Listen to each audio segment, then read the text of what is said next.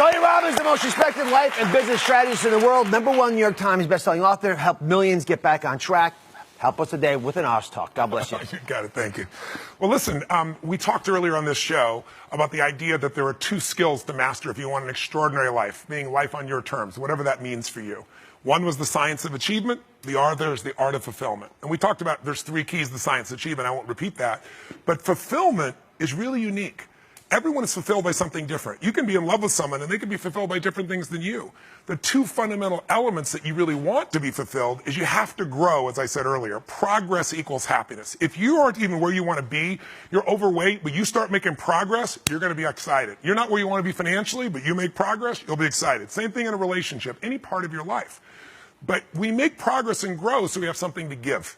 When you give is when you feel most fulfilled. That's why most of us will do more for the person we love and we will do more for ourselves.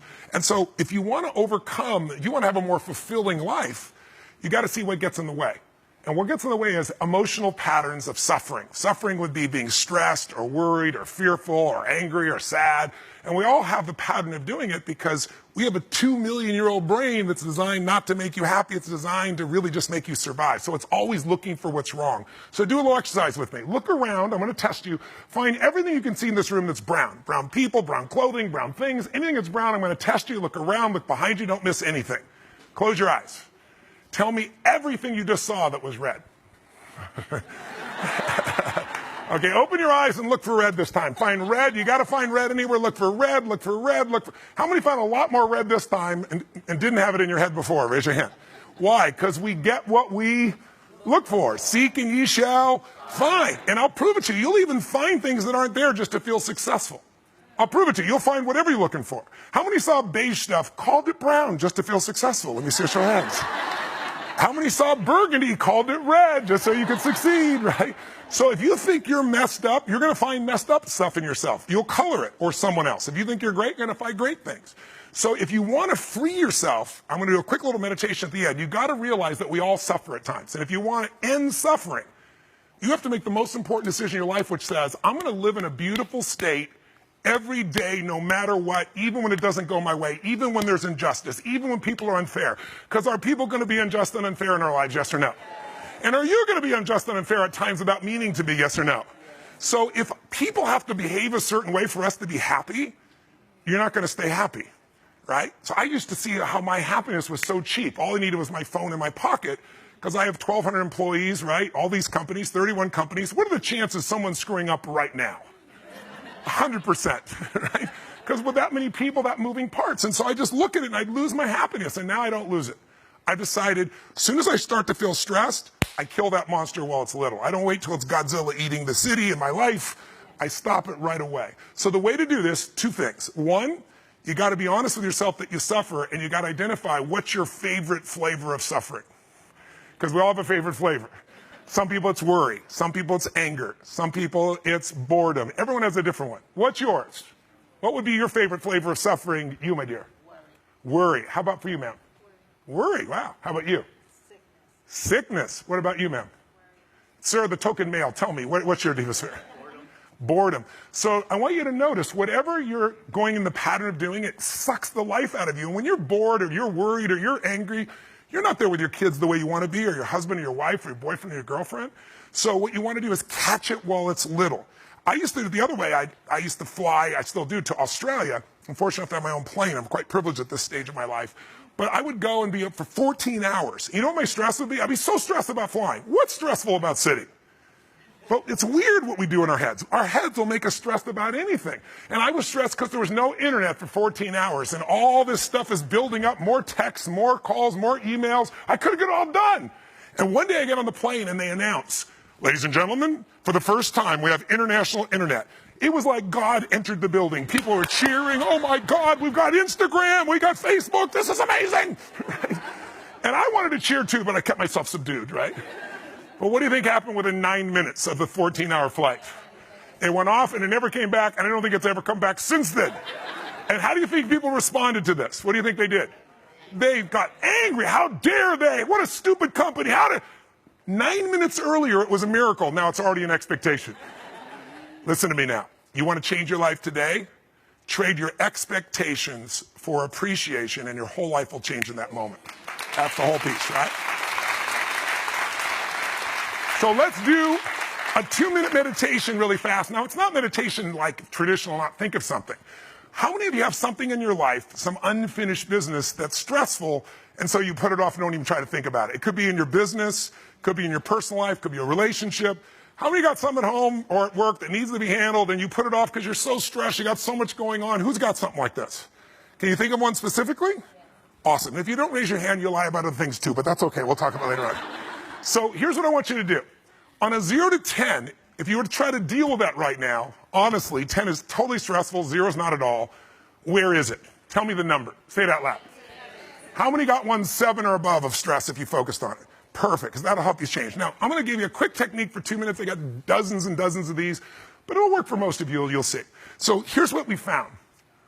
Research has been done on how we get stressed, and there's something interesting they discovered. When you're born, your heart starts to beat. That's birth. That's when you're alive. I don't mean born outside, I mean inside the womb. There's no brain when your heart starts to beat. What makes your heart beat? It has its own intelligence. And it affects your brain, it affects your life, it affects everything. When we get in our head, we're dead. We overanalyze, we look at things, we get stressed out, but in our heart, we know the answer. So these researchers they were nominated for a Nobel Prize because they found that if you focus on your heart, you put your hands on your heart, let's go ahead and do it. Put your hands on your heart.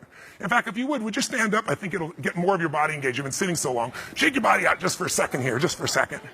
If you're at home, do the same, right? All right, now, put both your hands on your heart. Breathe deep inside your heart, meaning close your eyes if you would, and feel your hands touching your heart. Feel the power of your heart.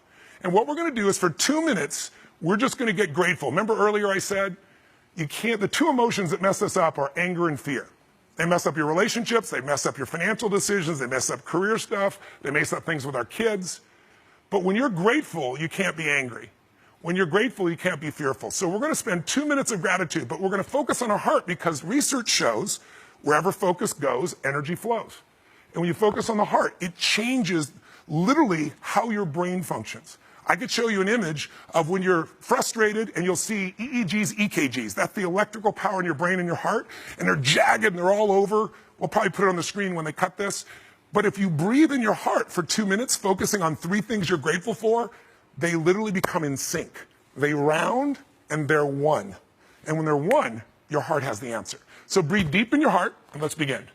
As you breathe deep in your heart, feel the power of your heart. Feel the strength of your heart.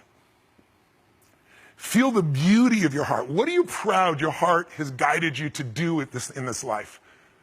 Or to give? Or to enjoy? Or to love? Feel the power of your heart. It beats 100,000 times a day, and you don't have to do it. You don't have to do anything.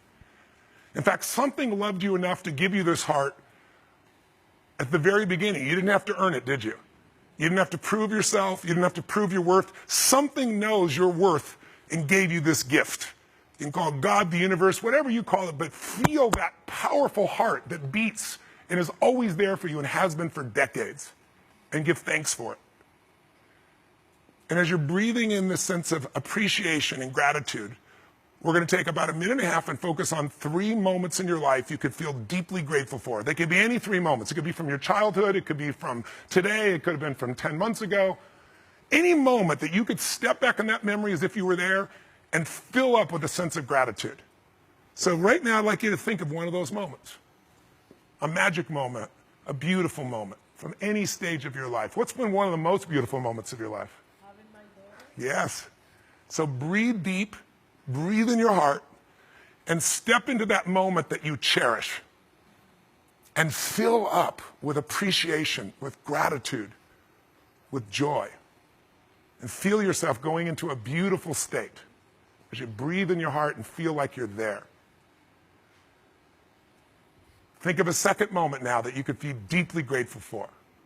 Again, it could have been at any stage. It could be something little or big. Step into that moment. Breathe like you were breathing then. See what you were seeing then. Hear and feel what you were hearing and feeling then. And fill up with that feeling of gratitude, of enjoyment. And then finally, one more moment that you could feel grateful for. What would be a really beautiful moment in your life you could relive? Step into that moment now. Breathe deep into it. See what you saw, hear what you heard, feel what you felt. Fill up. Fill up with love or gratitude or joy. And if you can feel it, it feels good, make a sound. Don't hesitate. Like a little kid, make a sound that feels good to you. Just go. Make the sound. Do it again. And one more time and make it even louder.